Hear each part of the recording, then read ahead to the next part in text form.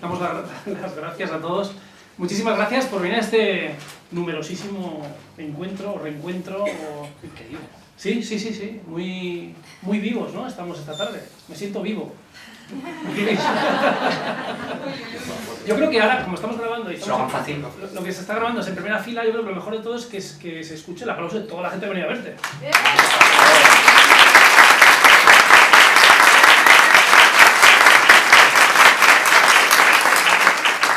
El aplauso es para vosotros porque manda narices una tarde de verano encerrarse a hablar de este asunto, ¿eh? Eso es casi se olvidar, pero ya lo hablaremos. Eso es.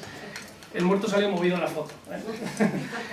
Bueno, pues la verdad que ha sido todo un poco causal, ¿no? Que no casual, ¿verdad? Nuestro encuentro también fue curioso porque tenemos amistades en común curiosas. No nos conocíamos, Luis y yo, pero yo creo que ha hecho el destino o la fatalidad ha hecho que nos encontremos en este tu primer libro, que para mí es un honor poder presentártelo, y sobre todo también yo creo que poder interactuar con el público con algo tan profundo como es la muerte a través de la vida, que pasaremos ahora a establecer un poco un diálogo o como mejor te parezca, y luego también, por supuesto, que sea extensible al público.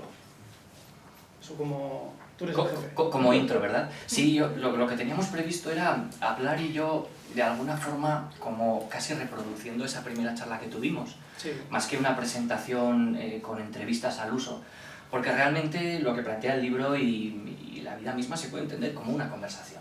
Entonces fue el hecho de conversar el que nos unió a ti y a mí, el hecho de conversar con mis propias ideas el que me llevó a pensar tanto y tan intensamente sobre la muerte desde niño, y la conversación misma que se plasma en un ensayo, que al final no deja de ser un género literario en el que uno trata de conversar con gente normalmente muerta, autores, escritores, poetas y filósofos.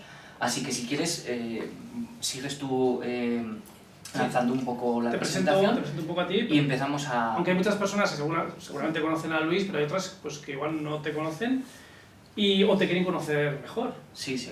Además, el tiempo, en este sentido, el tiempo es oro porque al final se acaba y nos vamos al hoyo. Bueno, ahora claro. También veremos.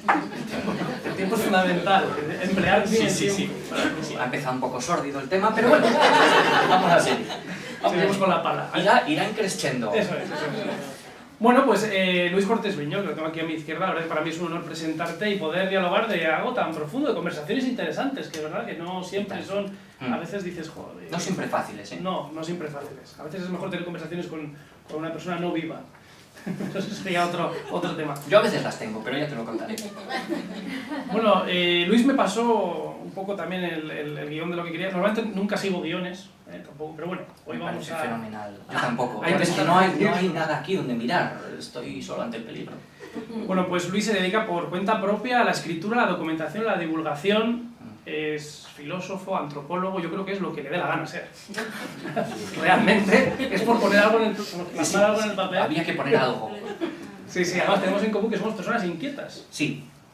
La parte bonita es que uno estudia muchas y muy diversas cuestiones. La parte mala es que al enseñar el currículum en los trabajos empiezan a mirarte raro. Porque parece que es alguien o que ha tenido 5 o 6 vidas, que en realidad las hemos tenido, ojo, y esto va un poco el libro, o que no sabe muy bien por dónde le da el aire, ¿no? Puede parecer que uno no sabe a qué dedicarse, y el problema es el contrario, que uno quiere dedicarse a demasiadas cosas porque hay demasiadas cosas que le fascinan. Sí, además, fíjate ahora aquí, también viendo un poco tu biografía, más reciente, vamos a hablar de la niñez, luego contaremos un poco, luego entraremos. Nos une también el tema de la 2, de Televisión Española, y tuviste además un programa que lo pueden ver, ¿no? Todas las personas que estén aquí, porque está disponible ahora mismo, yo creo que estará tanto en la red de Televisión Española como en YouTube, ¿no? Sí, está en RTV Play, de ahí eso es, RTV Play, La Navaja de Ockham. Y digo que nos une porque tú estuviste haciendo este documental y yo aparecí con un tema que igual viene un poco al caso de hoy, que es un cortometraje que luego se hizo libro, que se llama El Apagón, que ya con el tema del apagón ya vemos que no era para nada bueno, pero bueno, vamos a tener diferentes apagones en el día de hoy. Seguro.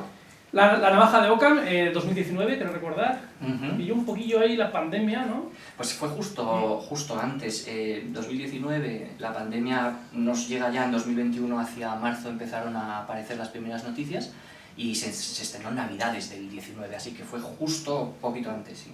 Muy interesante porque analizas pues la base histórica de las leyendas, las tradiciones y los temas un poco ancestrales, ¿no? Estas creaciones, pensamiento del ser humano que intenta traducir o intenta revestir su realidad con otras cosas, a veces también que tocan el folclore, como también incluso la propia muerte, ¿no? Que intentamos revestir, y tú lo dices muy bien en el libro, además. Es que la muerte, de hecho, en La navaja de Occam es una serie de 6 documentales, y hablo de cosas tan exóticas y tan del gusto de Iker Jiménez como las brujas, los vampiros, los licántropos, los chamanes y estas otras criaturas. La pequeña diferencia que tengo yo con Iker es que yo intento centrarme en la realidad histórica y científica de esas leyendas, y no me invento cosas. Entonces, cuando uno hace una revisión histórica de todos estos mitos y creencias, ¿verdad?, tiene que tener en cuenta que lo que los atraviesa es la muerte. La muerte es la que une la brujería, la licantropía, el chamanismo, los animales malditos y sagrados, que es de lo que va la serie. Entonces, en el fondo, ya ves, Miquel, que sigo con la muerte, no he conseguido superar el asunto. En los talones. Además, es decir que has citado a Iker, mandamos un saludo. Yo sí, trabajé para él, pero ya no. Estupendo. Claro, ya estás libre de compromisos. Llegó también esa muerte mía con Cuarto Milenio. Saludos. Sí, quiero decir, voy a matizarlo porque luego hay problemas. Lo que hace él es dar, digamos, cabida a explicaciones alternativas y a veces estrafalarias sobre cuestiones que yo, sin entrar en ellas, ojo, teniendo en cuenta que él hace un tipo de trabajo y yo otro, lo que yo hago es trazar una línea roja en el discurso científico. Y con científico no me refiero solo a lo que uno puede ver y tocar, sino a los vestigios, a la historia. Lo que intento hacer es, en el fondo, situar las leyendas en su terreno material, en el sentido en el que Marvin Harris, el antropólogo, hablaba de que hay un materialismo cultural. Es decir, estos rituales sobrenaturales, y las pequeñas muertes también tienen en sus fases de luto muchos rituales sobrenaturales en muchas culturas del mundo, tienen que ver con una necesidad de situar la realidad histórica y darle un sentido a la pérdida. Yo lo que hice en La navaja de Occam es ser, digamos, un poco a la contra de la moda actual, escéptico y racionalista. ¿Qué dice la ciencia sobre por qué estas realidades legendarias existieron? ¿Qué dice la ciencia y la historia sobre los hombres lobos, sobre los vampiros? Y cuando uno se pone a estudiar se da cuenta de dos cosas. La primera es que es muy interesante reparar en estos temas. A los académicos no les suele interesar nada porque les parecen cosas de superstición, pero les parecen cosas de superstición porque han sido maltratadas habitualmente. Cuando uno se sumerge de verdad en las fuentes y se va a los pueblos y estudia los rituales, se da cuenta de que tienen todo el sentido del mundo. Las creencias sobrenaturales pueden ser muchas cosas, pero nunca son gratuitas. No viene un buen día una persona y dice, hoy me voy a imaginar a las brujas volando con una escoba. Eso no pasa así. Hoy voy a creer que el color rojo está asociado con la energía. Eso tampoco es casual. Entonces, cuando uno empieza a estudiar con cariño, pero en serio, se da cuenta de que no hace falta inventarse fantasmas para ver lo apasionante que es el ritual, la creencia mágica, digamos, ¿no? La magia. Es fascinante. Entonces, bueno, esa era una pequeña aclaración para que no se nos enfaden los fans de Iker Jiménez, que son muchísimos más que los míos. Apasionante todo este acercamiento a las culturas populares, esas creencias ancestrales que tocan mucho la antropología social, que a mí me apasiona, y además estuvimos hablando, ¿no?, que otro de los temas relacionados con el misterio de la propia vida hay lugares tan apasionantes como lo que te comentaba de las Urdes, que, bueno, pues que me parece también que tienen ese contacto con lo mágico, sí, más profundo del ser humano, ¿no? Por supuesto, aquí en Navarra también hay lugares que son apasionantes. Bueno, la muerte como ese cambio cíclico, ¿verdad?, que toca mucho tu libro. Hay diferentes muertes, diferentes decesos, y tal vez ahí, ¿no?, en la muerte final, hacia donde todo desemboca, el legado esté precisamente en ese camino que tú explicas muy bien. Y luego, bueno, pues para igual ir un poquito en orden, con lo primero que me ha tocado en lo profundo del libro es el comienzo, yo diría desgarrador, con la experiencia, porque me gusta mucho que acercas la experiencia, lo vivido, tuyo, personal, lo acercas hacia el espectador, hacia el lector. Y comienzas con una experiencia de la niñez, la experiencia de la paloma, que me encanta, ¿no? Sí, lo que ocurre es que cuando yo me enfrento a escribir este libro, que es un libro de encargo, Es un libro en el que la editorial se pone en contacto con el autor y le ofrece escribir sobre un tema, ¿no? Le encarga escribir un libro. Y claro, sucede que el editor, que no me conocía personalmente, de nuevo otra casualidad, pues se entera de que a mí me interesa este tipo de cosas. Además me escuchó de forma casual en una entrevista. Y la reflexión que yo hacía es la reflexión de que la muerte verdaderamente está ya presente en la vida constantemente. De que la muerte no es esa dama de negro con guadaña lejana en el tiempo, perdida, ¿verdad?, en el infierno de las peores pesadillas, sino que la muerte es algo que vivimos, que experimentamos cotidianamente. Por eso es una muerte pequeña. Entonces, cuando él me propone este tema, no se da cuenta, el editor, de que está proponiéndoselo a alguien que desde niño estaba obsesionado con la muerte. No sé si lo intuyó, le pareció o fue una casualidad fortuita. Pero el caso es que sí, yo con 5 años tuve una experiencia, yo la llamo mi primera experiencia mortal. Y así es como empieza el libro, ¿verdad? 5 años. Vi morir a una paloma en el colegio. Algo, bueno, pues en principio no necesariamente traumático, ¿verdad? Incluso puede considerarse trivial. Los niños jugaban con la paloma, le tocaban con el palito, imaginad el animal aleteando, ya pobre, bastante tenía con morir como para atender las necesidades de mis compañeros. Del recreo. Del recreo, del patio. ¡Oh, qué bonito! Mira cómo no puede volar. Y yo estaba horrorizado. ¿Pero esto qué es? Claro, te hizo reflexionar. Bueno, más que reflexionar. Sobre esa falta de empatía, ¿no?, de los propios compañeros. Por un lado eso. Por un lado, claro, yo era un niño ya un poco rarito. Luego me he convertido en adulto rarito. Pues, en fin, la evolución es natural. Ahora bien, ¿qué ocurre? Yo ya era precoz, me refiero intelectualmente, tenía una mayor sensibilidad, ¿verdad? Y estaba pues pensando sobre cuestiones que no eran propias de mi edad. En ese momento, con la paloma agonizando y mis compañeros prácticamente sin enterarse de lo que ocurría, para ellas era poco más que un dibujo animado, yo me di cuenta de que estaba ocurriendo algo realmente muy grave. Y cuando se dejó de mover, cuando la paloma murió, se fueron todos porque había terminado lo divertido, el espectáculo, lo interesante. Pero para mí lo interesante empezó en ese momento. Lo interesante empezó cuando yo empecé a pensar en los hijos, los pollitos de la paloma, los padres de la paloma, yo en mi cabeza, y ahora en el nido, ¿qué va a pasar si no vuelve? ¿Cómo van a saber dónde está la paloma, no? Incluso, ¿qué va a pasar con el propio cuerpo de la paloma? Que está allí tirado, ¿qué va a pasar? ¿Se lo van a llevar? ¿Lo va a comer otro animal? Eso hablábamos el otro día, ¿verdad? De Claro. la necesidad también de, por nuestra parte, de ritual, ¿no?, de lo ritualístico. Absolutamente. Esa fue mi primera muerte fue esa. ¿Y por qué fue una primera muerte para mí? Porque yo nací, de alguna forma, a la mortalidad. Es decir, muchos niños ven morir a sus abuelos primero. Yo tuve suerte de tener 4 abuelos hasta muy mayor. Y por tanto, la primera experiencia de muerte directa, porque las películas no cuentan, por mucho que lo parezcan, fue ver al animal allí, inmóvil, y saber, ya está. Había ocurrido algo irreversible. Y yo, de alguna forma, intuitivamente, sin saber muy bien por qué, y esto es el punto, sin saber muy bien por qué, y es curioso porque hoy la muerte sigue siendo para mí tan enigmática como lo era entonces. Yo sabía que eso era grave. Y me quedó una huella. Yo empecé a preguntar a mis padres qué está pasando, que me voy a quedar como la paloma, tú también vas a quedarte como la paloma, van a venir niños a tocarte con un palo. Para mí era algo inquietante. Ese vacío, ¿verdad? Bueno, claro, era un vacío terrible. El desasosiego que crea cuando estabas ahí. Sobre todo porque nadie más parecía entender lo que yo estaba refiriendo. Y cuando hablaba de la muerte a los mayores lo que hacían era quitarle, bueno, no te preocupes, se ha ido con su mamá. Yo no se ha ido a ningún sitio, se ha ido. ¿Sabes? Hablas mucho también eso de ser consciente de la finitud. Es realmente desasosegante. Ese es el punto. Cuando tú vas creciendo, en mi caso trasladas la imagen de la paloma a otras imágenes mucho más dolorosas del futuro mío, ¿no? Te das cuenta de que verdaderamente el tiempo no es algo de lo que uno dispone para vivir, sino que el tiempo es prácticamente un túnel en el cual uno es metido a presión y sale disparado por el otro lado sin saber cómo maneras, ya no es que puedas volver atrás, que no puedes girarte para mirar qué había. Y además estamos ya diseñados para pagar facturas. Bueno, dímelo a mí, ¿no? Soy un autónomo. Pero el punto es que te lleva por el túnel del tiempo. La noción de lo irreversible es muy puñetera, porque si os dais cuenta nos estamos constantemente intentando engañar. Bueno, pero venga, a mí que quedamos tú y yo, recuperamos el tiempo perdido. No, es mentira todo, no se recupera nada.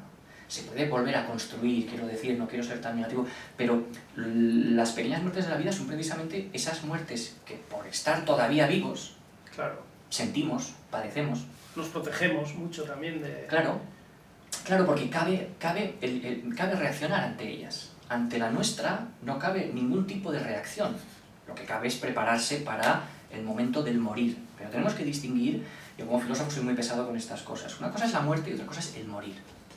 A lo que tenemos miedo no es a la muerte, porque la muerte no es nada. No se puede definir un conjunto vacío, no se puede definir un no libro. ¿Qué propiedades tiene un no libro? Pues ninguna de las que tiene el libro, quiero decir, por oposición. Pero la muerte, una vez que empezamos a darle vueltas, haciendo además caso de Epicuro, no va a ser algo con lo que nunca vamos a convivir. Me refiero a la nuestra, a la física, a la muerte, a la gran muerte que yo llamo en el libro, por contraposición a las pequeñas. Por tanto, si nunca vamos a estar en contacto con ella, si como decía Epicuro de Samos, cuando ella está, yo no estoy, cuando yo estoy, ella no está, no coincidimos, no la experimentamos, eso no nos puede dar miedo de ninguna manera. Lo que nos da miedo, en mi opinión, por aquí va el libro, es perder el vínculo con los que amamos. Y de ese vínculo nos aleja tanto que mueran ellos como que muramos nosotros. Este es el punto. Pero además de eso, lo que nos da terror es sufrir, naturalmente. Y en el proceso del morir, a menudo, se sufre. Cada vez menos, pero se sufre. Sí, a mí me tiene... Bueno, pues, ha quedado hundido, no va a volver a presentar ningún libro. El tema de la trascendencia, ¿no? ¿Dónde Sí. queda? Yo creo que es la mayor de las incertidumbres. Es la trascendencia lo que... El anhelo de volver a reencontrar a personas que ya no están, o igual ahí nos tenemos que fijar en lo que hacemos día a día, donde igual realmente el legado es el aquí y el ahora. Claro, son dos grandes posturas, ¿verdad, Miquel? Sí. La inmanencia y la trascendencia. En filosofía ha habido siempre, da igual además que hablemos de la filosofía occidental, que es la filosofía canónica, la filosofía académica, que estudiamos principalmente en Occidente. La filosofía oriental va por el mismo sendero, de hecho, los grandes filósofos que son Sócrates, Platón, Aristóteles, tienen su correlato en Oriente con Confucio, Lao Tse, Mao Tse, que además son de la misma época, tienen más o menos 24 siglos. Claro, hace 2400, 2500 años ya están hablando de estos asuntos. Y el punto es que da igual la tradición en la que uno se fije, que hay dos grandes corrientes o grandes grupos que se posicionan respecto del gran morir, la gran muerte, la nuestra, la que tan mal nos sienta, la que nos hace enfadarnos. O bien se decantan por lo inmanente, es decir, todo permanece en este único plano, este único mundo. En definitiva, se baja el telón y no hay más que hablar. La muerte es definitiva, es para siempre. La muerte del cuerpo incluye la muerte del cerebro, que a su vez incluye la muerte de la consciencia, y no hay alma, no hay nada que trascienda. Y la otra gran tradición, que es la mayoritaria, por cierto, es la que habla de que hay un elemento, llámese ki, llámese atman, llámese alma, llámese cosmos, llámese energía, llámese espíritu, que se libera del cuerpo. Además aquí hay un juego muy interesante porque el cuerpo siempre ha sido muy maltratado en la historia de la filosofía. Yo aquí hago una reivindicación del cuerpo, porque el cuerpo es lo que nos da el eje de todo. El cuerpo ha sido maltratado, el cuerpo es algo incómodo para los budistas, pero también para Platón, que dice, no, hay un alma que se va y por tanto tu muerte no es definitiva. Bien, esta es la opción trascendente, que se enfrenta a la inmanente. Y ahí es donde estamos atrapados. Por un lado, creamos o no en una realidad trascendente, sabemos a ciencia cierta que la inmanencia de nuestros días en la Tierra está, digamos, destinada a caducar, ¿no? Sí, son caducos. Decía Odo Macquart que no estaba seguro de si iba a morir, pero hasta entonces el promedio de muertes en el ser humano era del 100%. Todo el mundo había muerto. Incluso Jesucristo había muerto, luego resucitó, pero había muerto. Y era cuestión de tiempo, además. Sí. Era cuestión de tiempo y en la Edad Media de muy poco tiempo, concretamente. Entonces, claro, si nos planteamos esto, la cosa es que de alguna manera, tenga uno o no creencias en lo trascendente, la inmanencia le interpela de una forma inexcusable, es decir, se te echa encima. Tú puedes pensar que hay una vida más allá de la muerte, física o que no, pero las pequeñas te las vas a comer igual, por decirlo de alguna manera, ¿no? Sí, me gusta mucho la portada de tu libro y además me lo explicabas muy bien el otro día, porque tiene diferentes estratos, tiene ahí una especie de capas de sedimentos. Sí. Hay igual muchas muertes en este libro. Claro. Y mucha vida también porque hay mucho cambio cíclico. Sí. Es que fijaos que tiene al final, bueno, la cubierta tiene su punto porque está como unos trazos, ¿verdad?, pintados. simbolizan los estratos. Yo al principio del libro hablo, como filósofo, lo que me propongo con este ensayo es, por un lado, intentar introducir una reflexión cercana, con un lenguaje asequible, acerca de los tabús que van superponiéndose como las capas, como los sedimentos geológicos. No sé dónde estaremos hoy. No sé, yo creo que... Claro, en función, efectivamente, este fue el primer sedimento, yo creo que en realidad estamos por aquí. Y que todas estas son las capas que tenemos que ir sacando hacia arriba, ¿no? Por decirlo de alguna manera. Esta sería la primera relación con la muerte, después tenemos la vida con el eje, digamos, de la energía vital y al final la vida está en rojo porque la vida es lo importante. Y poco a poco vamos subiendo y ahora estamos aquí. Además es que esto que has dicho me viene genial porque un historiador francés, cuyo libro además está referenciado en la bibliografía, Philippe Aguies, tiene una monumental Historia de la muerte en Occidente, recomendadísimo, bueno, es un libro contundente, ancho, amplio, largo, todo, y él habla de cómo en las distintas épocas históricas la muerte física, la muerte, gran muerte, ha sido afrontada de distintas maneras. La primera la llama la muerte domesticada o amastrada, desde la antigüedad hasta la Edad Media. Luego él habla de una muerte propia. Luego habla de una muerte, la propia es en la que ya el individuo empieza a formar parte importante del ritual. Porque al principio, en la antigüedad y Edad Media, la muerte es algo mucho más colectivo, natural y cotidiano.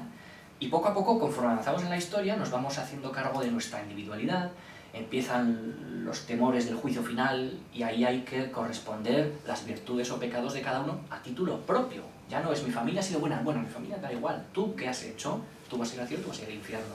Y poco a poco nos vamos aislando hasta que llegamos a la muerte ajena del romanticismo, que es la muerte del otro, que es la muerte intempestuosa, la muerte dramática, la muerte exaltada, la de los grandes llantos, duelos y lutos, ¿no? La muerte romántica. O la muerte elegida, ya el romanticismo. La muerte elegida, la muerte incluso, la muerte efectivamente, tienes toda la razón, la muerte buscada, venerada, ensalzada. Eso es. La muerte como destino de comunión con la naturaleza, ¿no? Mejor estar vivo que muerto. Y el romanticismo es una oleada de pensamiento y de arte en el que aparece mucho el motivo de la muerte y del suicidio también. Y aquí arriba, que es donde estamos ahora, en la negritud, en el rojo Burdeos, es lo que Philippe Aguies llama la muerte prohibida. Es la típica actitud ante la muerte del último tercio del siglo XX, que es una muerte que se nos niega. Ya no hay la muerte en comunidad, ya no van los niños, como se hacía en los pueblos, a ver morir al abuelo, ya no se visita a los tanatorios, no se permite uno la expresión sentimental de los signos del duelo, ¿verdad? No crecemos alrededor del cementerio de la iglesia. Efectivamente, los cementerios hay un momento Lo hablas dado, en el libro también. lo cuento, se apartan. Hay dos cosas que se apartan en un momento dado de las ciudades, y esto es muy sintomático, las bibliotecas y los cementerios. Y tienen mucho en común, claro. La mayoría de los libros los han escrito muertos y los muertos están, pero los apartan porque empiezan a molestar. En el caso de los cementerios por tema de salubridad pública, y se quedan en la periferia. Y esto coincide con lo que yo llamo una tanatopraxia del dolor. Se pone uno gafas oscuras en el tanatorio, hay que recomponerse, ¿no? Es decir, la muerte negada, la muerte incluso sentida con vergüenza, con culpa. Este es el momento en el que, según este gran historiador, estamos ahora mismo. Y justo en ese momento es en el que yo creo que hay que trabajar para volver a excavar los estratos, A convivir con la muerte, y como nos da mucho miedo convivir con la muerte física, pues el planteamiento aquí es, vamos a ver si no hemos quizá muerto ya, en algún sentido, si no estamos quizá muertos en varios sentidos, y por tanto la muerte la tenemos que transformar en una experiencia de pérdida. Y la experiencia de pérdida real es la de las pequeñas, no la nuestra. Incluso yo creo que ahora hemos llegado a un punto que de apartar esa muerte, o de ocultarla, o de camuflarla, o de travestir esa muerte de alguna forma. Incluso también, en esta sociedad del exhibicionismo, Sí. se está también comenzando a exhibir un tanto también, ¿no? Claro, puede que... Como algo, bueno, que se exhibe, ¿no? Sí, un espectáculo. Un espectáculo. Puede que, claro, el tema de las redes sociales también tiene mucho que ver. Por supuesto. Aquí habrá otro estrato, que lo dibujaremos en algún día, ¿verdad? En el futuro, no sabemos de qué color.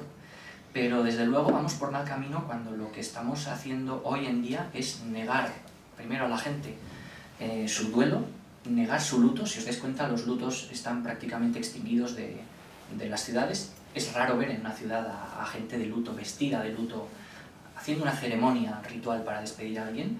Y sin embargo, curiosamente, las pequeñas muertes de la vida nos están dando constantes señales de luto.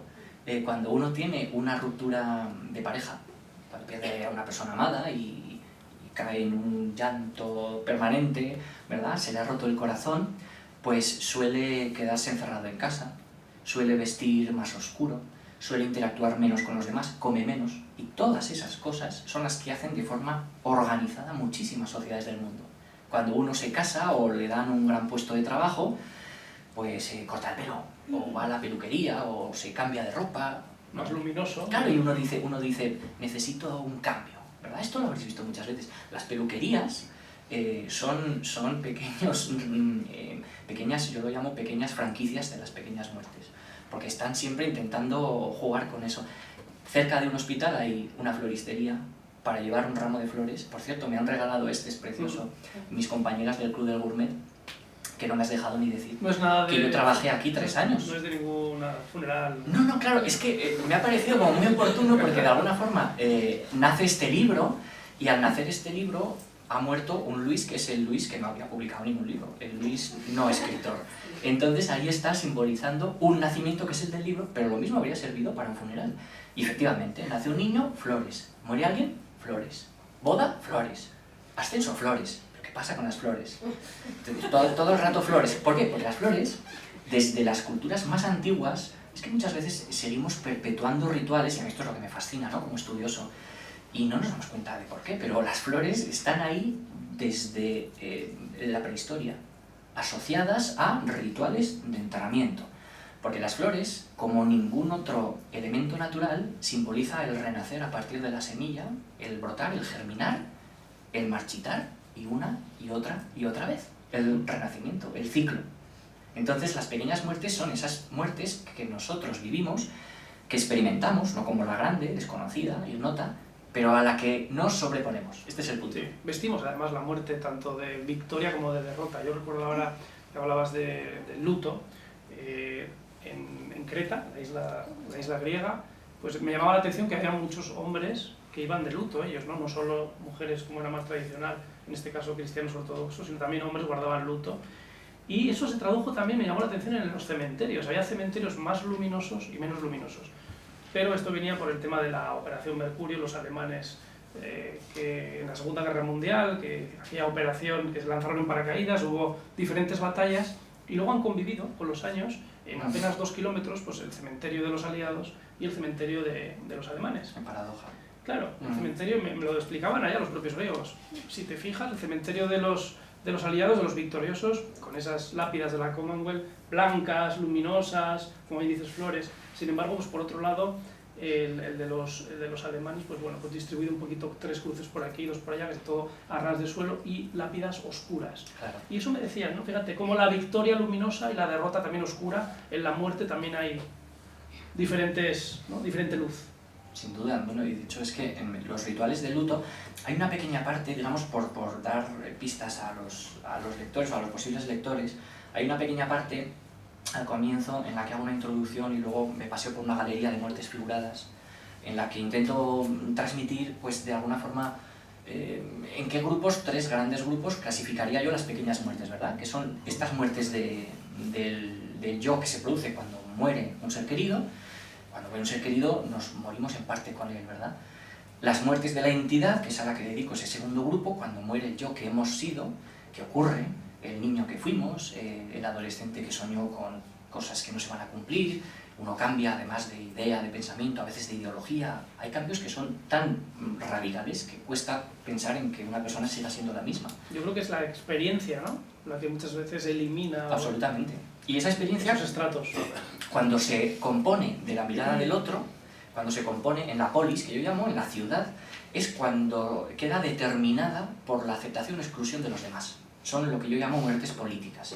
Imaginemos el caso de los inmigrantes que viajan a otro país y se sienten completamente desamparados o excluidos o marginados, han quedado muertos a ojos de la ciudad que teóricamente los acoge, ¿verdad? Bueno, muertes como las muertes, digamos, de tipo... las muertes que tienen que ver con el género, digamos. Ahora está muy de moda el tema del debate sobre la transexualidad y demás, es otra forma de muerte civil. Y todo este tipo de muertes, vinculadas a los lutos y a los duelos, entroncan con la parte antropológica a la que dedico luego tercer bloque, un tercer movimiento de esta pequeña ópera del libro, en la que hablo del luto, del duelo, del tiempo, de la nostalgia, ¿verdad? Primero describimos las pequeñas muertes y luego, bueno, de qué están compuestas, como si las cogemos al microscopio y las intentamos analizar. Y una vez que las hemos visto, viene la parte de la que hablabas tú, ¿y ahora qué hacemos con ellas? Es decir, están aquí, sabemos que existen, nos hemos dado cuenta, con libro o sin libro, ¿y ahora qué hacemos con ellas? Y entonces ya, tú me comentabas el otro día que era interesante el relato de esta batalla. Como no nos resultan cómodas, como las pequeñas muertes son ingratas, y en el fondo lo que hacen es anticiparnos nuestra propia mortalidad, la grande, la física, intentamos bueno, pues pertrechar todo tipo de estrategias más o menos exitosas para quitárnoslas de encima. Y la principal batalla contra las pequeñas muertes, ¿cuál es? La batalla contra la gran muerte. Si dejamos de morir físicamente, o si nuestra muerte física no es definitiva, no es última, sino que trascendemos, no es para tanto, porque bueno, han muerto nuestros familiares, pero caso de la resurrección cristiana, los vamos a volver a ver. Entonces, digamos que la batalla teológica intenta destruir las pequeñas muertes. Necesita esa esperanza, y yo creo que ahí entra un factor que tú dominas muy bien y que es apasionante, que es el tema de la neurociencia. Claro. Claro, hay un punto, claro, esto es un asunto curioso porque el libro es como ya de por sí un poco inclasificable, ¿no? Un poco como yo. Creo que ha salido raro. Intenté hacer lo siguiente para que me entendáis. El género de ensayo es un género que está vinculado al estudio. El género de ensayo tiene su tradición de academia, digamos. Pero yo suelo decir que hay... No es aburrida. Sí, vamos a decirlo abiertamente, ¿no? ¿Por qué disimular más? Hay dos tipos de ensayos, los ensayos que se hacen para leer y los que se hacen para estudiar. Este es para leer, o he intentado que sea para leer, he quitado todas las notas a pie de página, aunque hay muchas citas, hay muchos nombres, tiene que haberlos porque el ensayo es hablar con otros, es conversar, como hago ahora contigo, y lo que hago es intentar, hay alguna frase en latín, pero la podéis omitir perfectamente, solo para los más viciosos, pero la gente... Es un libro de vicio también. Es un libro de vicio, es un libro de vicio, de virtudes y de vicios. Cuidado con este libro. No, claro, pero ¿cuál es el problema? ¿Cómo hacer que un ensayo? Este fue mi reto. Cuando a mí me hacen este encargo, pues imaginaos la situación, yo además estaba pasando un duelo, y venía ya con lo de la paloma todavía dándole vueltas, y me plantean, vamos a escribir, queremos que escribas para nosotros un libro sobre la muerte, pero sobre las pequeñas muertes, no sobre la grande. Sobre esa se ha escrito mucho ya, es como muy pesada, bueno, además se reduce al duelo o a acompañar al moribundo, porque ya no hay otra. Y en cambio yo vi la oportunidad de dispersarme, de abrirme a las pequeñas muertes de la vida. Pero ¿cómo lo hago? Un ensayo sobre la muerte, hablando de señores, y señores casi siempre por desgracia, porque señoras había pocas a las que se les dejase hablar, que han muerto hace 2500 años, y cómo intentar conectar con el lector. Y ahí es donde entro yo. Ahí es donde intenté hacer que el libro fuese mejor o peor, más o menos erudito, sobre todo que fuese único. Y lo que lo hace único es que me implico mucho en él. Esto es muy poco común, me lo decías tú y tienes razón, en el ensayo. Que el autor se implique tanto en su obra y que... Es muy entretenido, además. Cuente cosas que le han ocurrido y cómo esas cosas a su vez él las ha ido encajando con lo que iba estudiando, ¿verdad? Con el paso del tiempo y con el consuelo de los únicos que, en mi opinión, han conseguido poner algo de luz en todo esto, que son los filósofos. Porque esto es muy bueno. Cuando llegamos al momento de la batalla, las religiones hacen todas una cosa, y es cerrar el poder que tiene la gran muerte. Lo cierran bien hablando de una resurrección, bien hablando de una transmigración de las almas, una metempsicosis. En definitiva, no morimos del todo. No morimos del todo, incluso puede que la muerte sea un bien, que este es el punto, ¿no? La muerte es un bien porque nos va a acercar a lo divino o a nuestros seres queridos. Y los filósofos, que siempre han sido más desconfiados y a la vez mucho más humildes, hay que decirlo, plantean lo siguiente. Sócrates, por ejemplo, lo llega a decir tal cual, ¿verdad? Y Séneca dice en concreto, no tenemos muy claro si el alma es mortal o no, era un tema de debate suyo, como tantos otros. Y les llevaba días, y años, y siglos. Entonces, como no lo tenemos muy claro, vamos a intentar no amargarnos demasiado la existencia. Y cobraban por pensar. Los sofistas sí, Sócrates no, Sócrates era paupérrimo, no tenía ni para ropa. Pero ya nos podemos imaginar quién sería hoy, quién y quién, ¿no? Por eso digo. Pero bueno, no quería entrar ahí. Sí, ya veo por dónde la he ibas. tirado un poco así. Los sofistas, efectivamente, pero es que esto es muy interesante, los sofistas cobraban por hablar y de hecho cobraban por dar el discurso que quería el que les pagara, ¿no? Entonces, bueno, pues los sofistas eran algo parecido a otro tipo de profesiones actuales, y ahí lo dejo. Entonces, cortésmente, cortés de apellido y condición. El caso es que yo soy concejal, o sea, lo dejo ahí también. Tú lo tienes que dejar más que yo, de hecho. Bien, pero... Se está grabando. Sí, pero yo voy a aquí a hablar de mi libro, Miquel. Como decía Umbral, don Paco. Bien, a ver, bromas aparte, claro, hay un momento en el que los filósofos se dan cuenta de que la religión les tiene ganado mucho terreno. Sí. Ellos no lo tienen muy claro, Sí. y son honestos y dicen, no sé si me fío de lo de que el alma, porque es que no lo veían muy claro, ¿qué pasa con el alma? ¿Cuándo entra el alma en el niño? ¿Cuándo sale? ¿A qué edad? ¿Cómo se mueve? Sí, porque hay conflictos. ¿Y si el alma se equivoca de cuerpo? Vaya lío. Se crean conflictos Claro, son conflictos profundísimos, profundísimos, ¿no? Platón defiende la inmortalidad del alma, pero Epicuro no. Epicuro es el gran enemigo de Platón. Es el primer filósofo que alto y claro escribe: si nosotros somos mortales y estamos compuestos de átomos, si toda la realidad está compuesta de átomos, de pequeños grupúsculos de materia, el alma también está compuesta de átomos. ¿Qué es el alma? Lo que nos da vida, lo que nos anima, ahí viene alma. Lo que nos insufla energía. Por tanto, muerto el cuerpo, muere el alma. Y se acabó. ¿Y qué hay luego? Nada. Pero la energía no se destruye. La energía no se destruye, esto lo sabemos hoy. La ciencia moderna descubre que la energía no se puede destruir, y esto es muy interesante. Todo esto hablando el otro día tomando una cerveza. Pues fue así, fue tal cual. Los de al lado nos miraban. Claro, la camarera no se atrevía a preguntar si queréis algo más, no vaya a ser que la incorporásemos al debate. Pero, claro, porque, a ver, son temas densos, pero esto es con total naturalidad, ¿verdad? Sí, no, lo de la energía que comentabas. Claro, eso es, este es el punto. Estamos saltando de un tema a otro, pero bueno, si nos queréis luego ya en la ronda nos podéis, nos podéis tirar en las orejas. La energía, ¿qué pasa con la energía? Platón plantea, el alma no muere, bien, correcto. Epicuro dice, sí, el alma muere, discusión, debate. Pero es que lo bueno es que Sócrates y Epícteto y el propio Séneca, todos los estoicos romanos, cuestiona lo siguiente: bueno, dejaos de debates, da igual si el alma sobrevive o no al cuerpo. Lo importante es que, si lo hace, fenomenal, nos juntaremos en el Hades con nuestros amigos los héroes, con Aquiles de Troya, con los familiares, con los dioses. Y si no lo hace, no os preocupéis de nada porque no os vais a enterar. Lo resuelven rápido, ¿eh? Es decir, todos estos problemas de, pero la inmortalidad del alma y Dios, y... No, olvídate. ¿Puedes tener certeza del alma de Dios? No. Vale, ¿tienes certeza de que vives y de que respiras y de que algún día no lo harás? Sí, bastante, bien. Pues quedémonos con eso. Es cierto, es que además, mira, que lo dices, me decía mi abuela, iba a misa todos los días. Pero todos los días. Luego me decía, te mueres y es como apagar el televisor. Se queda negro y ya está, fuera. Digo, pero si vas a misa, y ya, pero da igual. O sea, no te enteras, decía ella, no te enteras. Claro, porque efectivamente, tu abuela era muy inteligente, porque ella no estaba negando ¿para qué vas a misa? No estaba negando la inmortalidad del alma, lo que estaba negando es que uno se entere de algo. No te enteras, es como quien apaga el televisor y con eso ya... Esto entronca con, claro, una de las batallas contra la pequeña muerte es intentar cargarse la muerte así de lleno. Fuera muerte, ¿no? Si tú vas a resucitar, la muerte...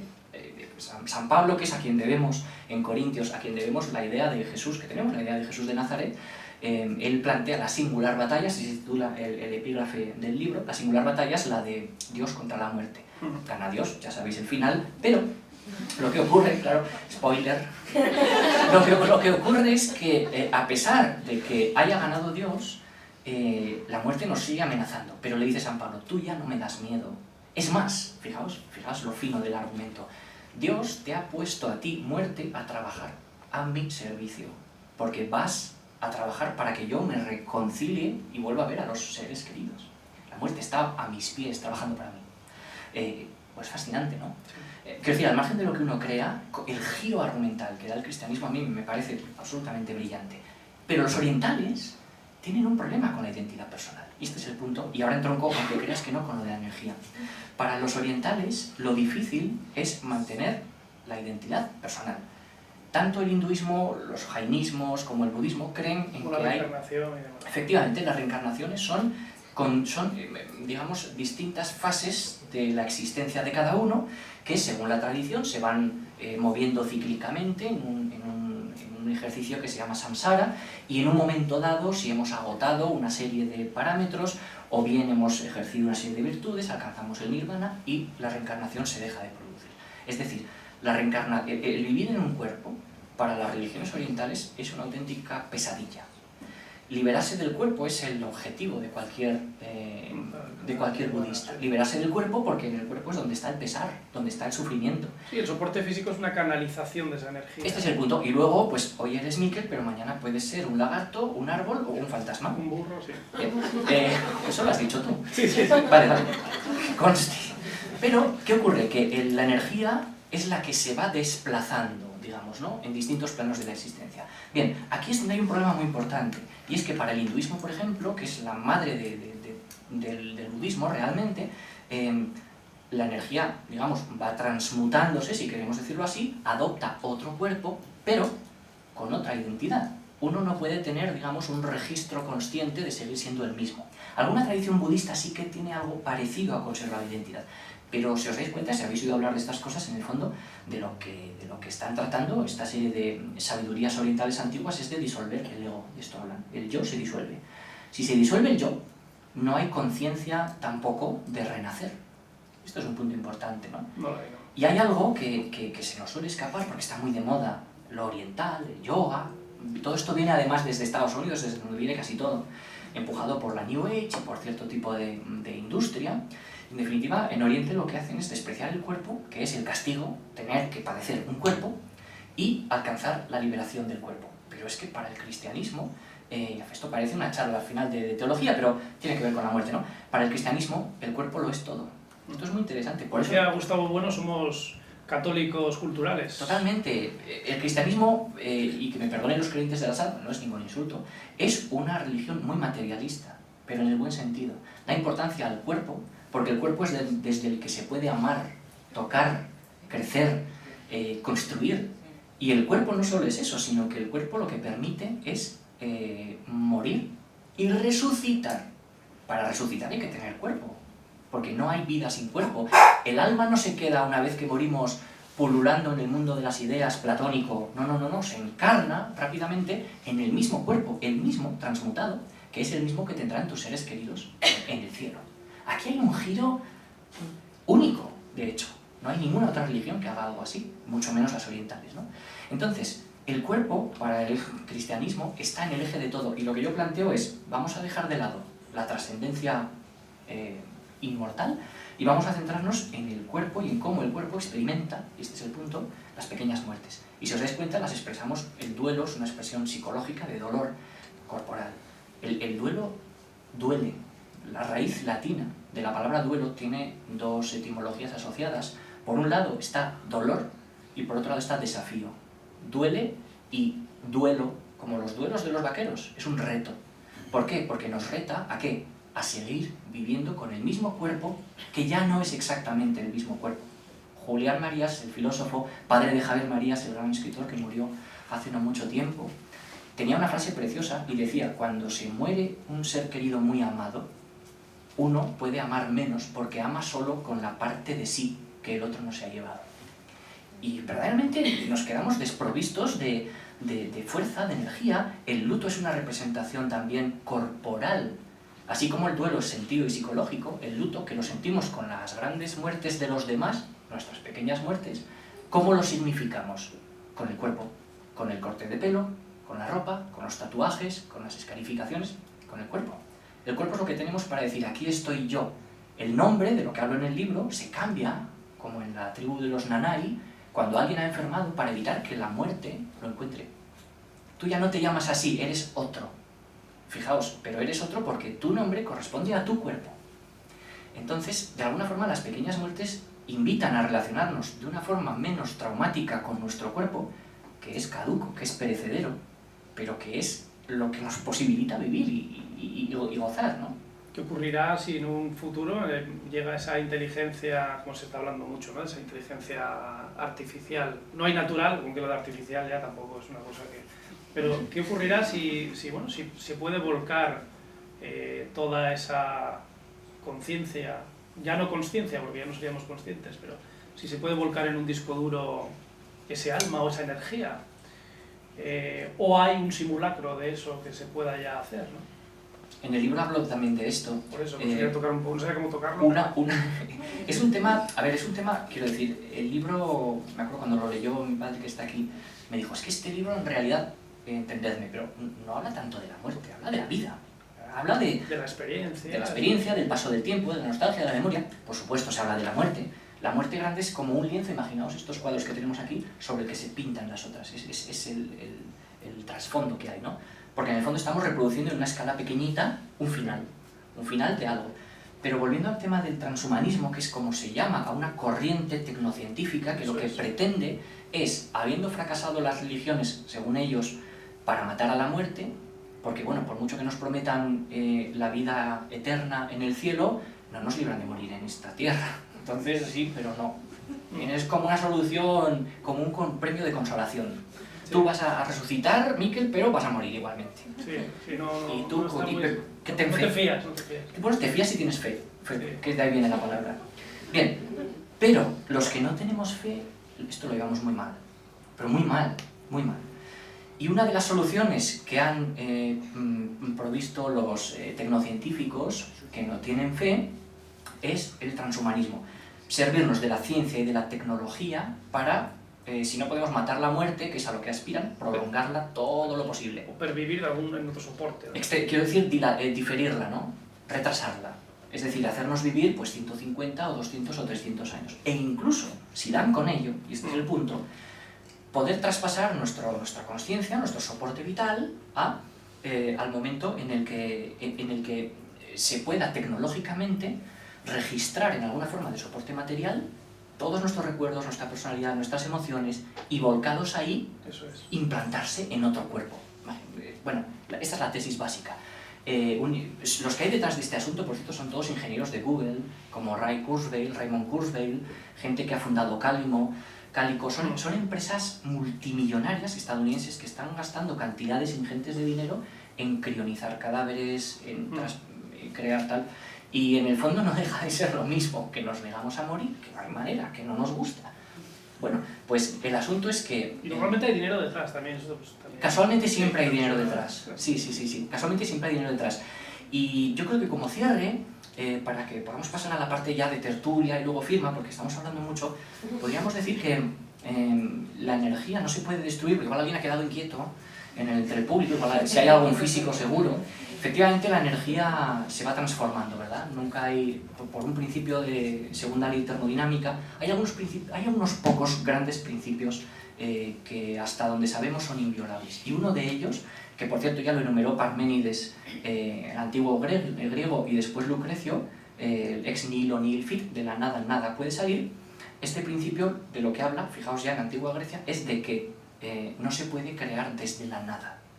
¿Esto a qué nos lleva? A que al morir nuestra materia, ¿verdad? Materia y energía están juntas, porque la energía es una propiedad de la materia, pues permanecen, siguen existiendo. La cosa es, y este es el punto, yo lo que dudo mucho es que puedan permanecer existiendo conformados en torno a una identidad personal. Este es el asunto, este es el punto gordo. Un recipiente, sí. ¿Con qué nos quedamos entonces? Pues el planteamiento del libro al final nos anima, a través de escritores y de literatos y de muchas otras mentes inquietas, a reconciliarnos con lo que yo llamo trascendencia mundana, que es jugar un poco a forzar los términos y decir, trascendemos, pero en este mismo mundo. ¿Cómo?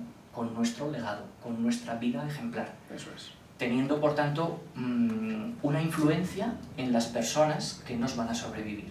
Porque, no os equivoquéis, vuestros familiares pueden fallecer. Aquí delante están, y me apetece mencionarlo porque ha sido precioso para mí, el hermano y el padre de un amigo mío que murió cuando yo era muy jovencito, con 20 años. Cuento en el libro, además, es el epígrafe más duro de todo el libro, sin duda. Y yo sufrí mucho escribiéndolo. Están aquí con nosotros porque de alguna forma él, mi amigo, Ciru, sigue influyendo en nosotros hoy. ¿Por qué? Porque murió un individuo, un ser humano, un chico, pero su persona no. Su persona no ha muerto. Su persona sigue afectando a los vivos. Y si afecta, es porque está. Con su recuerdo, con sus enseñanzas, con su legado, con todo lo que recordamos de esa persona y todo lo que dejó también. Esto es precioso. Hay gente que incluso afecta más a los demás muerto que vivo. caso de Napoleón, por ejemplo, se me ocurre. Inspira guerras, ¿no? O un gran compositor que inspira una revolución, un gran científico cuyo despliegue se hace a posteriori de su muerte, ¿no? Por tanto, este concepto de trascendencia mundana me parece bellísimo. A mí también, y además lo hablábamos otro día, ¿verdad? Que hay personas que es al revés, que son fantasmas de vivos, que realmente... Y de esto hablamos también. No aprovechan el tiempo, les da igual todo. Sin embargo, hay otras personas pues, que sí que pasan, ¿no? por tu vida con ese legado, con esa huella y con esa trascendencia, como bien dices, mundana. El final del libro tiene un capítulo del epígrafe que se llama Un viaje heroico. Ese es el punto. Me decía el otro día Miquel, y yo creo que es un buen cierre de la presentación, me decía, vale, pero ¿cómo nos enfrentamos a todo esto? Porque no es fácil hacernos cargo de nuestra mortalidad, seguir deseando ser imperecederos, ¿verdad? Y al mismo tiempo saber que lo que se ha ido no va a volver. Pero lograr que esto no nos haga daño, sino que nos sirva, como suelo decir yo, poner a nuestros muertos a nuestro lado, para que nos sigan indicando, para que sigamos aprendiendo, para que sigamos compartiendo con ellos, que es de donde viene. Y ese es el viaje heroico. ¿Por qué es heroico? Pues porque no es fácil, claro. Eso decías algo que es muy sabio, ¿no? Que todas esas personas que han pasado por tu vida, que hayan muerto o no, que han participado de esos pequeños decesos de experiencias, a veces te susurran al oído cosas, se recuerdan, pero que sirva como aprendizaje para seguir evolucionando en este paso del tiempo que tenemos. Absolutamente, sí. Muy bien, yo creo que si os parece podemos hacer alguna pequeña intervención, si alguien quiere decir algo, que yo creo que igual ya... igual alguien le da algo. Igual ya nadie se atreve. Le da algo y la palma aquí, ¿no? Porque es un libro que tiene sus partes duras, sobre todo esta que os he mencionado, pero creo que en el fondo algunas personas lo han leído ya, acaba de salir al mercado, entonces está empezando a superar las primeras pruebas duras de verdad que son las del público. Pero creo que hay también un pequeño punto de esperanza, ¿no? O sea, que hay cierta luz, quiero pensar. Sin duda. Y además es que se lee muy fluido, es muy... Sobre todo a mí me gusta mucho esta fórmula de contarlo desde la experiencia personal, con las vivencias tuyas y tu paso por todos estos años. Yo creo que ahora viene pues, la parte también bonita, que hablábamos otro día, que es un poco también poder hablar con el público, interactuar y que se animen a hablar con Luis. Pregunta, comentario, sugerencia, queja, insulto, educado. Venga, tenemos ya la primera. Hola. Hola. Pues bueno, yo como comentario a todo lo que has dicho, pues no sé, estoy aquí casi por casualidad, ¿eh? Porque me han invitado... Yo creo que todo, yo lo he escrito por casualidad. Y bueno, lo que me atrajo de asistir es el título, ¿no? Hoy he publicado... Bueno, yo he estudiado marketing en Foro Europeo y voy a lanzar una marca personal que tiene que ver con la Healthy Life, la gestión emocional y demás. Y bueno, yo lo he hecho porque creo que me gustaría como ayudar a los demás y cuando tenía 19 años, tengo 31 ahora, tuve una experiencia con la muerte muy fuerte y a raíz de ahí la lectura positiva que he sacado es esta marca en la que yo pues, quiero pues, ayudar a las personas y más a raíz del COVID y de todo este periodo tan convulso que todos hemos pasado de una manera u otra, todas esas muertes de familiares, amigos, enfermedades. Entonces veo que estamos en una sociedad en la que ahora mismo este concepto es un poco tabú, pero justamente hablando con David, que cuando veníamos, que hemos tomado algo antes de venir, él me ha contado una cosa sobre esto y entonces yo le decía, pero fíjate, la lectura de cuando una persona ha vivido una muerte X en su vida, ya sea de un familiar, un novio, una amistad o lo que sea, es que si tú das esa lectura positiva dentro de la situación, el aprendizaje que tú sacas es que ya no eres la misma persona y quizás valoras más lo que tienes, porque uno no sabe lo que tiene hasta que lo pierde. Entonces, fíjate, todo este tema de casualidades, y yo conozco a David de casualidad, lo conozco hace creo que 2 semanas o así, que a mí me ha gustado hablar con las personas porque, no sé, nuestra relación es a raíz de una hamburguesa en un sitio donde tomo café todos los días, porque trabajo ahí al lado. Y fíjate, hoy en mi post, o sea, yo tengo Instagram personal en el que lo utilizo como un blog personal, y hoy en mi estado de WhatsApp, es que es mucha casualidad esto, ¿eh? Y es lo que me sale a decir después de haberte escuchado. Voy a decir dos cosas. Una te la iba a decir como después, pero la voy a decir ahora. ¿Es inconfesable? No, pero mira, una de las cosas es la casualidad del estado del WhatsApp. Y es que hoy he publicado un estado de WhatsApp hoy a las 6:05 de la mañana cuando me he levantado, y es que tiene que ver con la huella que las personas dejamos. Y esto tiene que ver con el legado. Vale. Justo. Justo. Y otra de las cosas, que es la que te iba a decir después, es que se lo he dicho a esta señora que no conozco de nada. ¿Cuántos años tienes? Pues mira, lo tienes fácil porque lo pone en la solapa del libro. Así que puedes adquirir uno en la entrada. No, Que ya lo tengo aquí. es broma, es broma. Ya lo tengo, sí, lo estaba creando mientras ibas diciendo, ibas siguiendo un poco el guión. Vale, eres del 82, yo soy del 91, vale. Pero yo creo en la numerología porque tuve en Londres también una historia así un poco peculiar. Entonces, bueno, el caso es que lo que iba a decir, que se lo he dicho a esta señora, es que cuando te estaba escuchando, he dicho, hostia, este es chico, yo soy chica, pero este es el libro que yo... ¿Correcto? Además con barba, pero en serio te lo digo y se lo he dicho a ella, y digo, este tío, que no te conozco de verdad que de nada, ya me han informado un poco David de que es tu padre, no sé qué, bueno, da igual. El caso es que digo, hostia, este ha escrito el libro que yo quería escribir, pero todo. Y yo estoy flipando. Qué bueno. Y te lo iba a decir en privado, pero... Es de lo más ingrata, ¿eh? A mí me ha pasado, yo leo desde muy niño, y la de veces que he sentido, qué pena, porque tenía esta idea, la iba rozando y de pronto está escrito, ya, pero décadas antes a veces, mejor, por supuesto, ya, y dices, pero bueno, ¿pero qué me va a quedar? Sí, Es que además, mira, yo trabajaba en una empresa en la que tenía una compañera que le gusta la novela negra y quería publicar un libro. Y esta semana he hablado con ella y me dice que lo ha publicado. Y me dice, ay, pues tú podrías también publicar uno. Y digo, pues mira, el año que viene voy a ver si publico uno. Entonces estoy aquí, estoy flipando, porque yo tengo una estructura de lo que voy a contar en este libro que es el tuyo. O sea, tal cual. Bueno, y también basado en mi experiencia y en mi punto de vista. El plagio tiene mucha tradición. Y solo una última cosa. Es que además... Y es que además te voy a decir una cosa. Hay quien dice que los malos artistas copian y los buenos plagian. Bueno, sí, copiar para mejorar. Hay un concepto que yo utilizo en la empresa, porque yo soy formadora en pymes, y el concepto de copiar para mejorar. Hay cosas que no hay que inventarse nada, que si a una empresa le funciona lo puedes adaptar a la tuya. Entonces, bueno, el caso es que además yo tengo un perfil un poco peculiar, porque yo he nacido en Madrid, en Alcorcón, vivo en Pamplona, soy súper de los Osasuna de toda la vida, mi madre es de Donosti, y mi nombre es Nur, que es luz, bueno, Nur al-Islam, que es la luz de la paz. ¿Eso es origen egipcio? Y mi padre es del Cairo. Claro. O sea, no sé, es todo muy raro, ya está, no digo nada más. Las cosas pasan por algo, ya está. Para mí, últimamente, desde el confinamiento, tengo mucha sensibilidad y desde que he empezado a crear mi marca, que todavía no he lanzado, la estoy registrando y estoy trabajando en ello, porque quiero ayudar lo máximo posible, pero bueno, casualidades, bonitas casualidades. Puedes decir la marca para ser copiada también. ¿Alguien más quiere hacer una pregunta? ¿No hay nadie más? Pues entonces pasamos a la pregunta. Yo quería hablar un poco con mi amigo y compañero Luis.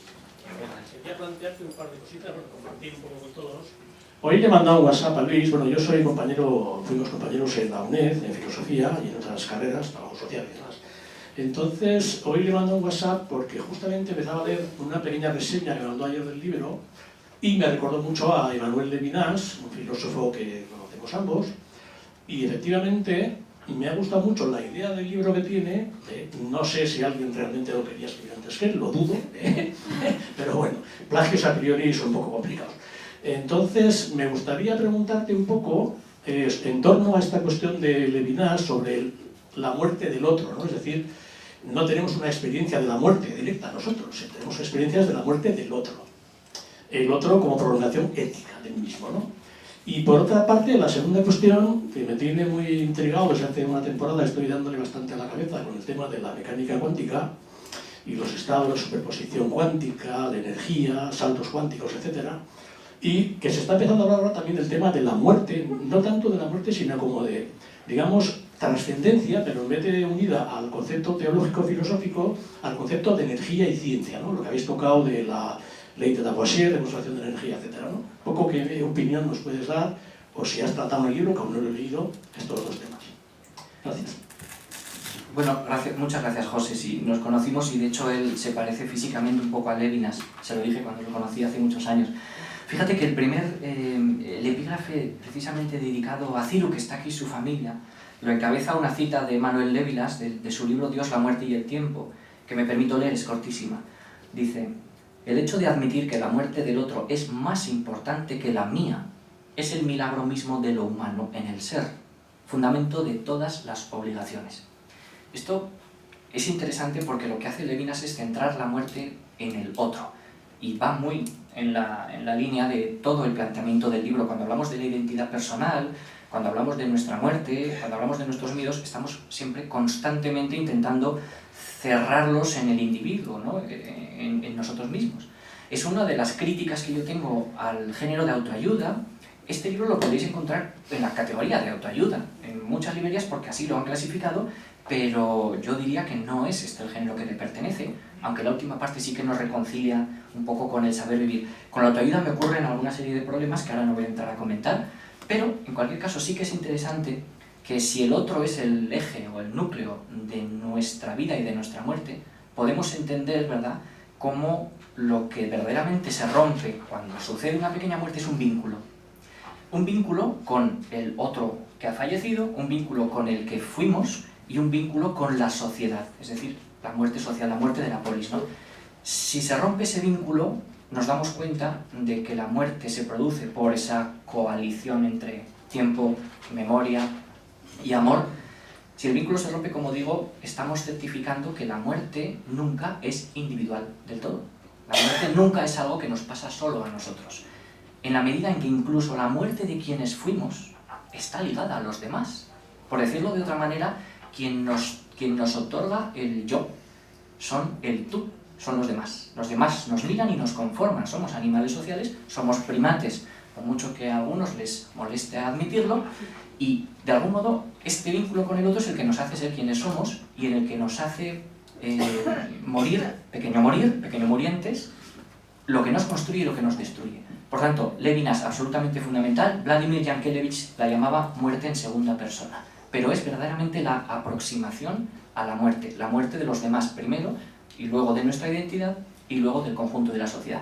Respecto de los saltos cuánticos en energía, bueno, hay un montón de teorías actuales, aquí sí que no voy a entrar porque sería para otra charla o conferencia, que si queréis yo encantado, pero es muy complicado, porque hay lo voy a resumir en una sola frase, hay determinada escala tan pequeñita, la escala cuántica, en la que la materia no se comporta como en el resto de estados, como en lo que llamamos mundo visible. Empiezan a ocurrir cosas extrañas, estados de indeterminación, donde no se sabe muy bien cómo clasificar una partícula en un momento dado, es decir, se puede precisar el tiempo o el espacio de la posición de una partícula, pero no se puede saber exactamente dónde está. Es como que cuando algo es muy pequeñito, solamente el observarlo afecta al campo y lo desplaza. Esto es lo que ocurre en el mundo cuántico, en el mundo subatómico. Hay teorías que hablan de que quizá la consciencia, ¿verdad?, se pueda transportar a través de estos canales cuánticos y tomar forma macro en otras estructuras. Hay quien habla incluso de que el propio universo podría llegar a ser un organismo que está sujeto a evolución. Digamos que somos un árbol con diferentes ramas, sí, y podían esas ramas sí, estar de alguna forma, no sé si conectadas, interconectadas, y a veces hay pequeñas interferencias. Bueno, eso lo hablamos también el otro día, es muy profundo y muy es muy complejo. difícil, sobre todo, por decirlo en una sola frase, este tipo de teorías, por supuesto, no están contrastadas empíricamente ni muchísimo menos, no son más que, en el mejor de los casos, en mi opinión, sugerentes propuestas muy creativas que nos pueden llevar a pensar en otras posibilidades, porque al fin y al cabo el universo es vastísimo, entendido como todo lo que hay, y desde luego que no podemos ser tan arrogantes como para asumir que conocemos ni siquiera una pequeña parte de su vastedad y su funcionamiento. Pero a día de hoy no se sostiene ningún tipo de teorías de este tipo que hablan, me refiero a la consciencia como nivel cuántico. Roger Penrose es uno de los grandes popes de este tipo de teorías, y lo único que sí que puedo decir yo, y me parece que es algo bonito, es que si asumimos, os lo dejo como titular para que os vayáis pensando a casa, si asumimos la frase de Parménides, nada nace de la nada, nada se crea de la nada y por tanto tampoco nada se destruye, tendríamos que admitir que tanto el futuro como el pasado existen. Y esto no es nada intuitivo. Decía William Faulkner, ¿no?, que el presente es el todo continuo. Claro, bueno, y San Agustín, que hace unas deliciosísimas en sus confesiones reflexiones sobre el tiempo. De alguna forma lo que yo quiero decir es que para que el futuro, que nosotros lo imaginamos como viniendo hacia nosotros, en otras tradiciones del mundo lo imaginan como detrás, porque el futuro es lo que no se ve porque aún no ha llegado, no sabemos cómo va a ser, y está detrás. Y delante que tenemos el pasado porque es lo que vemos. En Occidente lo hacemos al revés. Sí. Lo que vemos es nuestro pasado porque lo recordamos, ¿no? Perdón, lo que vemos está detrás, nos podemos girar y lo vemos porque lo hemos dejado atrás y nos insertamos en algo que no hay, ¿no? Pero fíjate qué interesante, porque si asumimos que nada nace de la nada, tendríamos que asumir, y lo cuento en el libro tal cual, que mi perro Harpo, que murió meses antes de empezar yo a escribir este libro, sigue existiendo. Hablo de existir con mayúsculas, no vivir conmigo hoy, ni un espíritu del perro en casa. Yo no creo en estas cosas, pero desde luego la mecánica cuántica, la teoría de la relatividad general de Einstein me dan la razón. Hay 4 dimensiones, no 3, y una de ellas es el tiempo. Por tanto, Harpo está en una región del espacio-tiempo en la que yo no voy a coincidir, no lo voy a volver a ver, Al margen. pero él está existiendo allí. Y esto no es, parece una cosa como de alguien que fuma sustancias, pero no. Realmente la física actual nos da la razón. Y el pasado no desaparece. Nuestros familiares, Harpo, Ciru, no han dejado de existir. Están existiendo en otro lugar. Lo que pasa es que no vamos a coincidir más con ellos. Y esto es lo que nos duele. Y luego también es cierto que la realidad, siempre lo he dicho, es cuestión de perspectiva. Nosotros tenemos una perspectiva de realidad, pero no significa que no haya otras realidades al margen de nuestra perspectiva. Desde luego. Sí, sí. ¿Alguien más se anima? Y cerramos ronda. ¿No? Bueno, yo quería hacer un pequeño comentario, pero voy a necesitar una pequeña introducción. Sí. Es decir, yo soy muy cinematográfico. Sí. Tengo que tener planteamiento en desarrollo y desenlace. A ver si es breve. Muy breve. Y además, está basado sobre todo... Es mi padre, hay confianza. A ustedes no les diría que sean breves. Está basado sobre todo en los puntos clave de tu excelente libro, por otra parte, ¿no? Uno es el paso del tiempo, otro es la nostalgia y otro seguramente están las pequeñas muertes, ¿no? Pero que son muy diferentes las pequeñas muertes. Yo quiero hablar de una experiencia, o sea, esto no es un relato de ficción, es una realidad. Perdonad porque estoy un poco afónico. Yo cuando era niño, yo nací en Pamplona, pero pasaban los veranos en un pueblocito de la montaña, y ya desde niño el sonido de las campanas, tan puntual, tan matemático, tan exacto, tan inflexible, tan férreo, nunca mejor dicho, pero férreo, que te llegaba al corazón, me hizo pensar a mí, así como a ti en tu caso te iluminó la paloma. Me empezó a dar vueltas al paso del tiempo. Es decir, yo estaba jugando con mis amiguitos cuando yo tenía 8 o 10 años. Pues por las mañanas jugábamos al fútbol, teníamos 2 equipos de rivales, y nuestra intención era siempre ganar al otro, porque así las niñas del pueblo se iban con nosotros, con los que ganábamos. No ganábamos muchas veces, pero cuando ganábamos, fatídicamente, el reloj del pueblo daba 2 campanadas. Y a las 2, todas las niñas desaparecían como por arte del diablo, porque a las 2 tenían que estar en casa para comer. Y aquel día habíamos ganado. Bueno, eso es aparte. Pero con el tiempo, al fui reflexionando mucho sobre por cómo aquellas campanas iban marcando mi tiempo vital, ¿no? Y me acuerdo que una de las veces fuimos a jugar al puente nuevo del pueblo. Se llamaba nuevo porque es el que estaba un poquito más alejado del puente romano, y ahí jugábamos al pañuelo, que me imagino que casi todos sabéis lo que es, ¿no? Un niño se pone en el centro del puente con un pañuelo, una cuadrilla a un lado, otra cuadrilla a otro, y corren de vez en cuando, uno por cada equipo, y el que coge el pañuelo sale corriendo, y si el otro llega y lo detiene, pues ganan, etc. Yo entonces salía con una niña que tenía 10 años, que tendría 11, 12. Salíamos, hacíamos las tonterías de los niños de 10 años, ¿no? Era una niña pelirroja, me acuerdo, unos ojos verdes preciosos, con muchas pecas. Y aquel día me tocó ir a por el pañuelo por parte de mi equipo y ella por parte del suyo. Y dije, esta es mi ocasión para ganarle y cogerle el pañuelo y que me vaya. No, mejor que lo coja ella.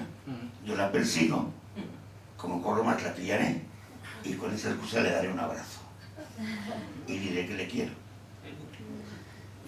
Pero en el momento en que estaba yo ya con el pañuelo haciendo así, y ella también haciendo así, sonaron 10 campanadas y la niña desapareció y todo mi encanto desapareció y no gané el pañuelo, ni le besé ni le abracé a la niña. Y aquella vez el tiempo ya me empezó a mosquear bastante. Se acabaron las vacaciones, volví a Pamplona y en Navidades volví al pueblo.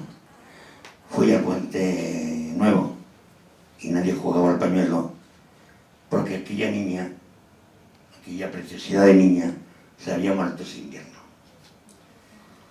Y aquella noche, yo solo en el puente, me acuerdo que empecé a odiar el paso del tiempo y a darme cuenta de que sería un enemigo que no me abandonaría nunca, nunca. Voy con la segunda parte de la historia y termino enseguida. Ya me vine a Pamplona, estudié, y en mi familia había un tío carnal, al que yo quise muchísimo, y él me quiso a mí muchísimo, con el que tenía muy buena relación, hablábamos. Él quería que estudiase una carrera, yo al final estudié otra. La que él quería a mí no me gustaba y la que yo quería a él era vasco. Pero bueno, a mí todos teníamos una relación extraordinaria. Y aquel hombre me quiso muchísimo siempre. Pero cosas de la vida, me casé, fundé mi primera familia. Hubo una parte de mi vida al iniciar esta primera familia en la que sí que tuve que viajar bastante. Y yo sabía que él ya había nacido mis 2 hijos. Luis, que está ahí, y Adriana, esa niña preciosa que está ahí. Y decía, voy a ir un sábado a ver a este hombre, a mi tío, para que conozca a los niños, ¿no? Bueno, no, pero este sábado no, porque había quedado con ellos para ir a jugar al fútbol con otros amigos y tal. Y luego llegaba otro sábado y había otra causa. Y no, la semana que viene le llamo fijo y vamos. Los niños fueron creciendo, yo me fui haciendo mayor, lógicamente, también. Y ahora viene lo que fue para mí más duro. En 30 años, no pillé una mañana de sábado o de domingo para ir a ver a aquel hombre al que yo adoraba y él me adoraba. Y no llegó a conocer a mis hijos. Se murió hace poco, sí, relativamente poco. Y fui al tanatorio a última hora, presuponiendo que ya no había gente, y era verdad. Y a él viví una escena muy parecida a la que tú cuentas en el libro con tu amigo Ciro, y que a mí al leerla me sobrecogió la secuencia, porque además la muerte de Ciro a mí me afectó muchísimo, te acuérdate. Estábamos los 2 solos en casa cuando me lo contaste. fui al tanatorio, volviendo a mi relato anterior, y le vi allí, claro, lógicamente. Y lloré, pero lloré para adentro, sin lágrimas. Y yo creo que es la manera más dura de llorar, o por lo menos la manera más dura de llorar que yo he experimentado. Y le dije, te quiero, lo siento. Y le di un beso al cristal del féretro.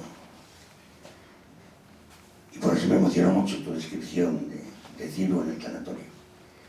Y ahora, y cuando estaba con él aún como medio aturdido, recordando de repente todo, ¿no?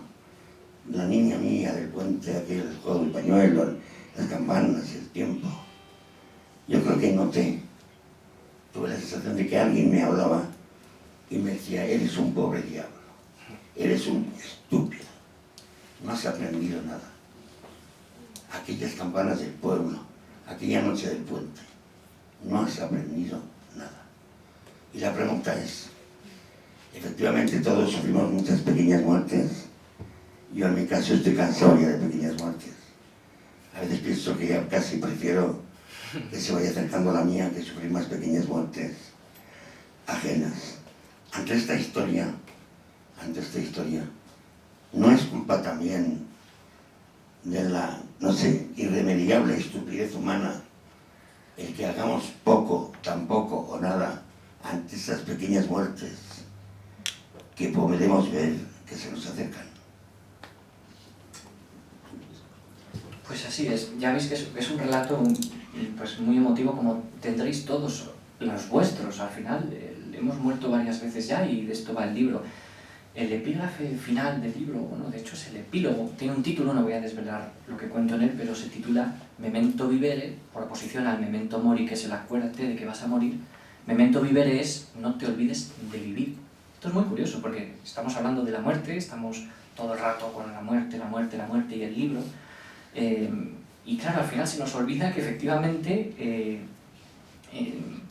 siempre tendemos a pensar que habrá un momento en el que podamos poner todo en orden y reunirnos con esa amiga a la que tanto queremos y abrazar a ese familiar al que hace tantos años que no vemos, o llevar a cabo ese proyecto personal que tanto tiempo llevábamos deseando llevar. Pero es que no, luego de repente, y pasa muy a menudo, sencillamente te enteras de que ya no hay tiempo, han cerrado. Uy, se han cerrado ya las tiendas y nos echan. Y se acabó. Entonces sí, tenemos una tendencia humana, y creo, lo hablaba con Miquel el otro día, creo que tiene mucho que ver con que estamos, entre comillas, diseñados evolutivamente para prestar atención a lo importante y urgente en el momento. Es decir, podemos anticipar el futuro, somos de hecho los únicos animales que piensan en lo que les va a ocurrir, pero nos centramos en la supervivencia. Pensando todo el rato en las cosas catastróficas, colapsaríamos. Entonces, en este vivir en el presente al que nos lleva la propia evolución, tenemos la trampa metida. Y de ahí que, en su momento, Elias Canetti hablaba de que el mayor esfuerzo que hay que hacer contra la muerte es no acostumbrarse a ella. ¿Y acostumbrarse qué quiere decir? Pues que la damos por hecha, perdiéndole respeto, ¿no? La entendemos como algo sin importancia. Y es la vida misma la que se nos va. Fijaos que aquí he puesto, bueno, para los que hayáis leído, este es un pequeño regalo visual de última hora. Los que hayáis leído ya la primera parte del libro entenderéis qué es esto. Y los que no lo hayáis leído lo entenderéis muy pronto. Aquí lo dejo. Esta fue una de las, dice, fui lo que eres tú, serás lo que soy yo. Un memento mori, una calaverita que te recuerda que vas a morir, como los antiguos egipcios que en las bacanales y en los banquetes ponían un esqueleto y alguien decía, comed y bebed y disfrutad porque pronto seréis esto. Bien, ese pero... fragmento que decía tu padre, el tema del cine, el Club de los Poetas Muertos también, ¿no? También hay ese momento de mirar, de escuchar. Claro, entonces, ¿cuál es el equilibrio al final? Y esta es la pregunta abierta. ¿Cuál es el equilibrio entre recordar que vamos a morir y que eso no nos sepulte ya vivos? Que no nos entierren antes de morir, como a alguno le pasó y en el libro cuento, pero no voy a adelantar nada. Pero claro, ¿cómo reconciliamos esas dos cosas? Hay que tener presente la muerte, pero también teniendo presente la muerte en exceso, podemos caer en la melancolía, ¿verdad? Sí. En la tristeza patológica y en lo enfermizo. Y tampoco va de esto. Como no se nos enseña, Sócrates decía, qué necios son hombres que están esperando a jubilarse de sus labores cotidianas para empezar a vivir. Bueno, pues hacemos hoy lo mismo. Espérate a que me jubile y ya verás, voy a ir a pescar con mis nietos. Y luego ni pescar ni nada. ¿No? Quiero decir que... Pero es porque la propia estructura, digamos, laboral, nos está orientando hacia la inmortalidad. Esto es muy curioso, ¿no? El sistema, sí, sí. Claro, es como, bueno, pues todavía no nos hemos enterado, todavía después de 30 años sin saludar, sin presentar a tus hijos yo nunca lo conocí, a tu familiar, tantos años después de haber muerto mis amigos, hoy sigo pensando que Ciru, por ejemplo, que murió hace 20 años, hoy mismo pues me reúno con un amigo y pienso, bueno, ya le llevaré mañana mi libro, ya le abrazaré mañana, pero igual mañana no está, y me ha pasado, pero lo malo es que aunque nos pase, seguimos tropezando con la misma piedra una y otra vez. Entonces, de ahí que Platón, después Cicerón, decían que filosofar es aprender a morir. Se refería a esto, solo a esto, a tener presente la muerte a diario. ¿Para qué? Para eliminar el miedo a la propia muerte, para entender que ya hemos muerto, que estamos muriendo todo el rato y que la final no es muy distinta. Así que bueno, yo creo que como conclusión me parece muy bonita. Ya no nos queda tiempo, lo siento mucho, para más intervenciones.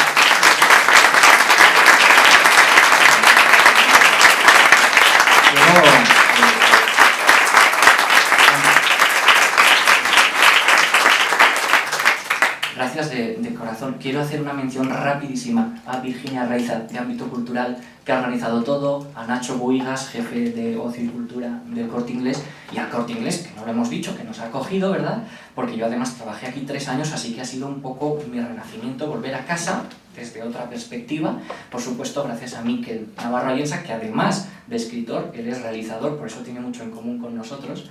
Y por supuesto a vosotros por venir un jueves de verano a hablar de la muerte. Hemos llenado la sala, Virginia, no sé muy bien cómo ha ocurrido, pero en el fondo ¿qué ocurre? Pues que la muerte nos importa, que hacemos como que no, la muerte no, vamos a hablar de algo más alegre, pide otra, sí, pero dentro, tururú.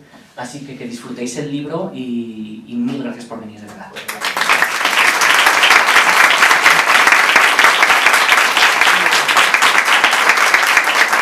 Y ahora sí, antes de que nos eche Virginia, No, que pasen a firmar todas las personas. os firmo hasta que nos eche.